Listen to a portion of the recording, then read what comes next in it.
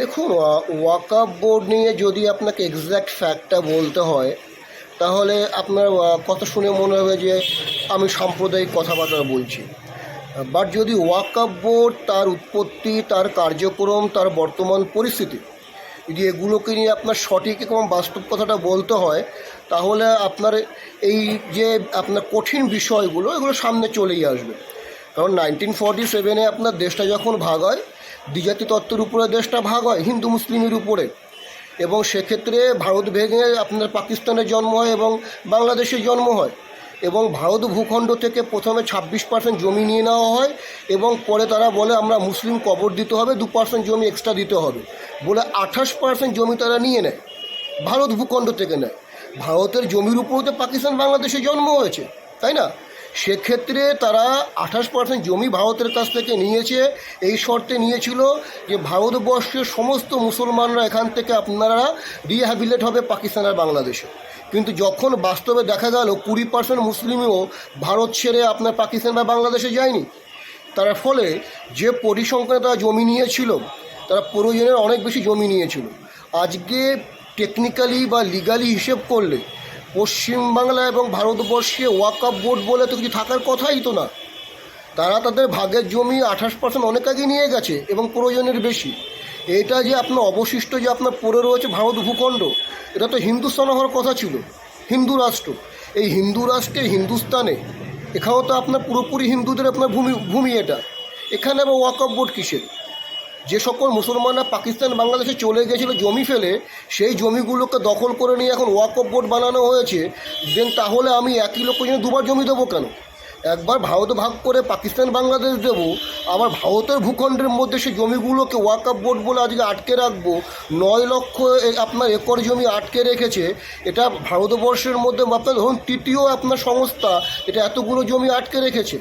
আপনার আর্মিদের আপনার ল্যান্ড, এবং যদি আপনি ভারতবর্ষের রেলের ল্যান্ডটাকে বাদ দেন, এটা একটা এমন সংস্থা যেটা ভারতবর্ষের সবথেকে বেশি ভূখণ্ড আটকে রেখেছে। এবং এই ওয়াকফ বোর্ডের উপরে কোনো ভালো কিছু তো হয় না যে সম্পত্তি আছে, না স্কুল হয়, না কলেজ হয়, না হসপিটাল হয়। বেসিক্যালি এই সম্পত্তিগুলো আটকে রাখা একটা জেহাদের মধ্যে পড়ে। যেমন লাভ জিহাদ বলে একটা বিষয় আছে, হিন্দু মেয়েকে মুসলমানে কনভার্ট করার জন্য ভালোবাসার জালে ফাঁসিয়ে, এমনি একটা ল্যান্ড জিহাদ, যে হিন্দুদের জমিকে আটকে রাখা এবং সেই জমির উপরে আপনার হচ্ছে হিন্দু বিরোধী, দেশ বিরোধী, ভারত বিরোধী কাজকর্ম করা। ওয়াকফ বোর্ড ভারতবর্ষের কোনো কাজে লাগছে না, মানুষের কোনো কাজে লাগছে না, বরঞ্চ ওয়াকফ বোর্ডের সম্পত্তি বিভিন্ন রকম জেহাদি কার্যক্রমে ব্যয় করা হচ্ছে।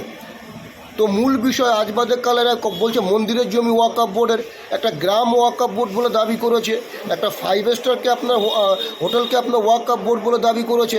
আর কদিন পুরো বলবে যে ভারতবর্ষটাই ওয়াকফ বোর্ডের। কারণ আজ থেকে যদি 1000 বছর আগে যান তখন এখানে মোগল বা আপনার হচ্ছে খান পাঠানদের আপনার হচ্ছে নবাবগিরি চলতো। যদি সেই রেফারেন্সই আনা হয় তো এখন তো এটাই বলতে হবে যে পুরো এই ভারতের জমি নবাবদের জমি, এটা পুরোটা এখন ওয়াকফ বোর্ড হয়ে যাবে। বেসিক্যালি এটা একটা জেহাদের মধ্যে পড়ে। উগ্রপন্থী মৌলবাদী মুসলিমরা যারা ভারত ভাগ করেছিল তারা আবার ভারতটাকে ভাগ করতে চাইছে, ভারতের ভূমিটাকে ভাগ করতে চাইছে।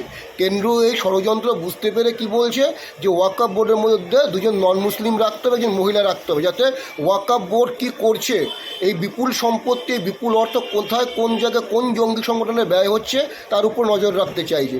তাতে এদের অশান্তি। আপনার কেন্দ্র কিন্তু ওয়াকফ সম্পত্তি দখল করে নেয়নি, শুধু নজরদারি করতে চাইছে, তাতে এদের এত বড় গায়ে জ্বালা। তার মানে আপনাকে বুঝতে হবে যে কী চলছে ভারতবর্ষের বুকে সেকুলারিজমের নামে আর সাম্প্রদায়িক সম্প্রীতির নামে যে কী চলছে। এরা কিছু হলেই সংবিধানের দোহাই দেয়।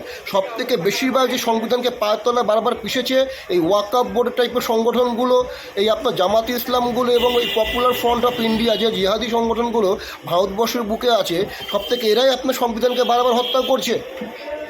যার ফলে আমার বক্তব্যটা খুবই পরিষ্কার। আমার তো মনে হয় সেন্ট্রালে উচিত পুরো ওয়াকফ বোর্ডের সম্পত্তিটাকে দখল করে জনকল্যাণ কাজে ব্যয় করা, স্কুল কলেজ হসপিটালের কাজে ব্যয় করা, এবং এটা করলে দেশের মঙ্গল হবে, মানুষের মঙ্গল হবে। ধন্যবাদ। আমার নাম দেবাশিস সরকার, আমি পেশায় আইনজীবী এবং এই বারাসাত জেলার যুব সেক্রেটারি।